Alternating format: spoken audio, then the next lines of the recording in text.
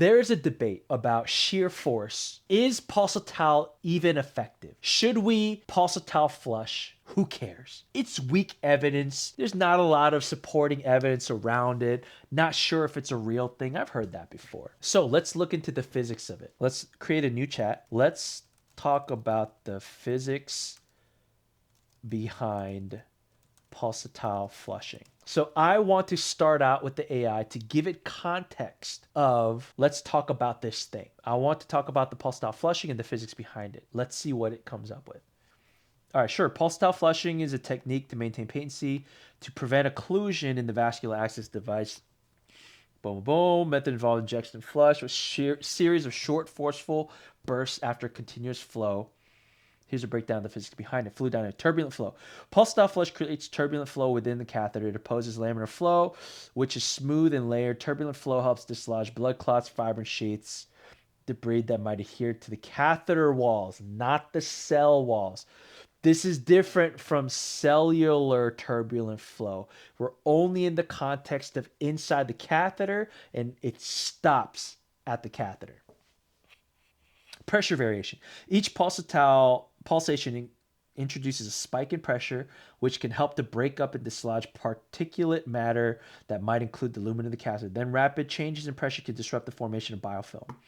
Shear stress. The rapid start and stop action of pulsatile flushing increases shear force on the interior surface of the walls, can be effective in dislodging adherent material.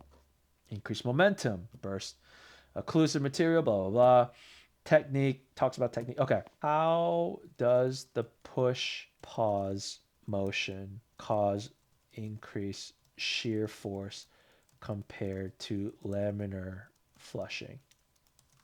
Laminar flushing just means continuous, non-stop, continuous flow until you stop. Pulsatile flushing is push, stop, push, stop, push, stop, push, stop. So there's interruptions in that flow. Laminar flushing fluid flows in parallel layers with minimal mixing and low shear stress.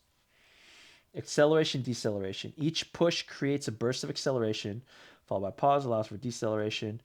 The deceleration and acceleration cycle increases shear force on the fluid and catheter walls. Reynolds number. The push-pause method increases Reynolds number, a dimensionless value indicating flow regimen. Higher Reynolds number tend to indicate more turbulent flow, inherently have higher shear force and laminar flow. So I'm using Intracav to teach me physics. Irregular flow, eddies and vortices. Turbulent flow is characterized by chaotic. Look, I don't need any more studies. Maybe we do. If you don't trust the physics of vortices and eddies, if you don't trust Reynolds number, if you don't trust that shear force is increased with turbulent flow, that turbulent flow is a linear correlation to shear force, then fine. We need more studies to prove this physics concept. It's crazy how we will accept this with our plumbing, with our oil rigs, with these multi-million-dollar operations, but we won't trust it fully with our human bodies. Granted, there may be other factors that we may not even have considered with the catheter itself, the human body, the protein adherence, and all these little things. Me personally, I don't need extra studies to tell me that increasing chaotic flow will increase shear force. However, if you want to deep dive, you can use Intracav to deep dive into the physics of how it affects what we do in our practice.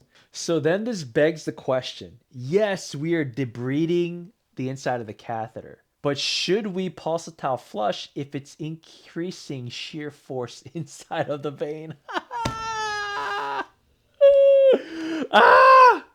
Do you get where I'm going? Yes, it may help to decrease the clotting of the inside of the catheter. Is that even that important? Is the clotting at the tip of the catheter in the vein more of a problem because we're causing more shear force from the turbulent flush? So with PIV, central lines, I don't think it really matters. I don't think that shear force is going to have any effect on the endothelial lining of your cavoatrial junction. But let's say for PIVs, should we be pulsatile flushing with our PIVs? Maybe not. Let's see what it has to say. Yes, turbulent flow in veins can indeed cause increased shear force of the vessel walls. You can't win. We can't win. Normal venous flow is typically physiological conditions. Generally laminar. Isn't venous flow also a little pulsatile due to the pumping of the blood of the heart? I don't think venous flow is that laminar, resulting in low shear force. It helps maintain smooth endothelial. Heart's cardiac contractions create pulsatile pressure waves and propagate through arterial system. While these are damped, while at the time they reach the venous system, some residual pulsatility remains, particularly in large veins close to the heart. Breathing contributes to venous pulsatility. During inspiration, valvular function valves. Venous valves also help modulate blood flow and prevent backflow. I think it's a little bit different because of the point that shifts from high pulsatility to low pulsatility is from the capillaries. That's where it changes. However, let's clarify how this relates to backflow, turbulent flow. Preventing backflow. Valves are designed to prevent backflow. They open and allow blood to move, particularly below periods of blood upright. By preventing backflow, valves maintain steady forward moving column of blood, which aids venous return, minimizing the risk of pooling and venous hypertension.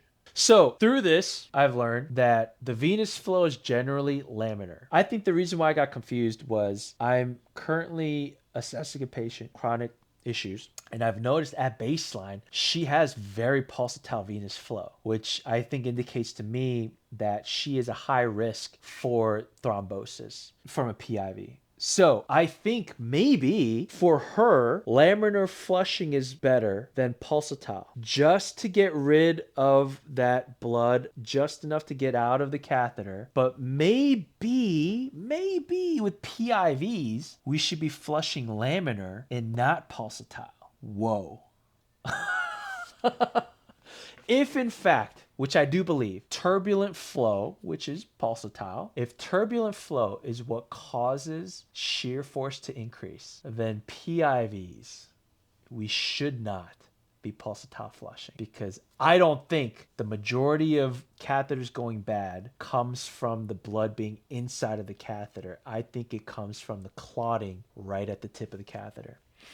I think you've just witnessed me changing my practice. Holy crap. I think I have to stop pushing pulsatile flush for PIVs. What do you guys think? Let me know. Put in the comments. Will you continue to pulsatile flush for PIVs, or will you consider laminar flow for PIVs? Remember, I said PIVs only. I think central line catheters are a different beast. We'll have a very different conversation for those. But for right now, PIVs, pulsatile flushing may not be the best course of action for our patients due to the increasing in shear force on the vein walls, which in my opinion, that is the critical factor, and that is the most common issue, is thrombosis at the veins, not inside of the catheters. Let me know what you think.